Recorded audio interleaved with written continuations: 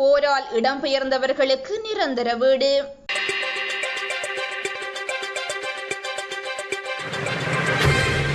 கடந்த 2009 ஆண்டு தொடக்கம் 2025 12ஆம் மாதம் 31ஆம் திகதி வரைக்கும் வடகிழக்கு மாகாணங்களில் இடம்பெயர்ந்த குடும்பங்களுக்கான நிரந்தர வீடுகள் வழங்கப்பட்டு 2,77,167 குடும்பங்களை சேர்ந்த 9,19,450 பேர் ஆரம்ப கிராமங்களில் மீள்குடியேற்றப்பட்டுள்ளனர்.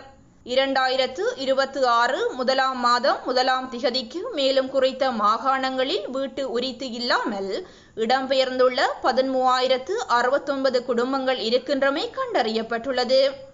வீடுகளை இழந்து இடம்பெயர்ந்துள்ள 2 அங்கத்தவர்களை கொண்டவர்கள் அல்லது அதற்கு குறைவான அங்கத்தவர்களை கொண்ட குடும்பங்களுக்கு 340 சதுர அடி வீடொன்றை அமைப்பதற்கு 9 லட்சம் ரூபாய்களும், 2 பேருக்கு அதிகமான அங்கத்தவர்களை கொண்ட குடும்பங்களுக்கு 550 சதுர அடி வீட்டை அமைப்பதற்காக 15 லட்சம் ரூபாய்கள் நிதியுதவி வழங்குவதற்கு இதற்கு முன்னர் அமைச்சரவை அங்கீகாரம் வழங்கியுள்ளது.